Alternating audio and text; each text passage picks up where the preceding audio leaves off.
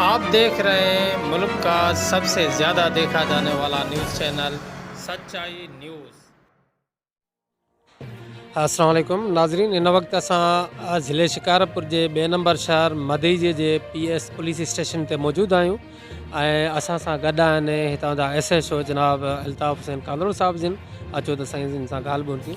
साईं, अॼुकल्ह में शहर में काफ़ी जेको आहे हिते या आस पास माना ॾिसिजे थो तव्हांजे करे न बल्कि कुझु टाइम खां वठी स्ट्रीट क्राइम में इज़ाफ़ो थी वियो आहे। थोरियूं घणियूं जेके चोरियूं अॻ में रुकिजी वयूं उन में कुझु इज़ाफ़ो थी वियो आहे। अवां छा था महसूसु कयो? इज़ाफ़ो इहो पंहिंजो अॻ में हूंदो, हाणे असांजे अचण खां पोइ इहा कोशिशि आहे त हटाइण जी ऐं हटी बि आहे। पर फस्ट ऑफ ऑल ईअं आहे त हिते सिटीअ में असांजे मंशात जो कारोबार बूझ ते आहे। सो इंशा ताला असां हिते अची विया आहियूं त इनखे हटायूं। साईं, मुख़्तलिफ़ SHOs हिते कॾहिं कॾहिं इहा कंप्लेन कंदा रहिया आहिनि त हितां जो जेको अमलो आहे उहो असां सां कोऑपरेट नथो करे।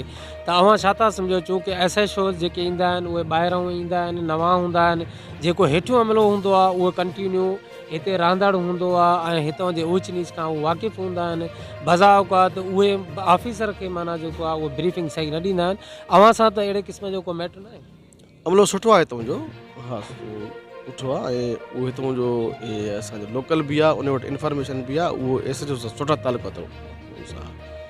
हिते जेका पुलिस पेट्रोलिंग जेका आहे शहरनि जी टाइम टू टाइम इहा शिकायत रही आहे त जेका पुलिस पेट्रोलिंग आहे उहा काफ़ी न आहे, नाकाफ़ी आहे, जंहिंजे करे वारदातूं जेके आहिनि थियनि थियूं। तव्हां छा चवंदा?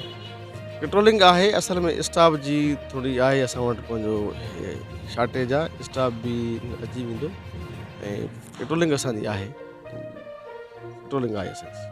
शहरी जेका अक्सर बेशितर ॾिठो वियो आहे त जेके SHOs हूंदा आहिनि उन्हनि सां बराह रास्त कम्यूनिकेशन करण खां लवाईंदा आहिनि या उन्हनि सां कम्यूनिकेशन करण में उन्हनि खे दिक़त ईंदी आहे। जॾहिं बि माण्हू या शहरी अवाम थाणे में ईंदो आहे त उहे जेके मुंशी हूंदा आहिनि या हेठियों अमलो हूंदो आहे उहो कुझु मुख़्तलिफ़ ॻाल्हियूं, साहब निंड पियो आहे, साहब कोन्हे, साहब आराम थो करे, उन्हनि खे सही मालूमात न ॾींदा आहिनि।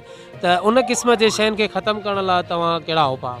मुंहिंजे लाइ मुंहिंजो इहो आवाम खे रिक्वेस्ट बि आहे, इल्तिजा बि आहे, अर्ज़ु बि आहे त 24 आवर्स आवाम जे लाइ पंहिंजो पुलिस स्टेशन जा दरवाज़ा खुलियल आहिनि, मुंहिंजो हाउस बि खुलियल आहे। एनी टाइम सुबुह हुजे, मंझंदि हुजे, शाम हुजे, हलिया अचनि। उन्हनि जो कहिड़ो बि इशू आहे उहो इंशा ताला हल कंदासीं। हिते ख़ासि करे जेका जुआ जो इशू असांजे शहर में तमामु घणो हाईलाइट थियल आहे।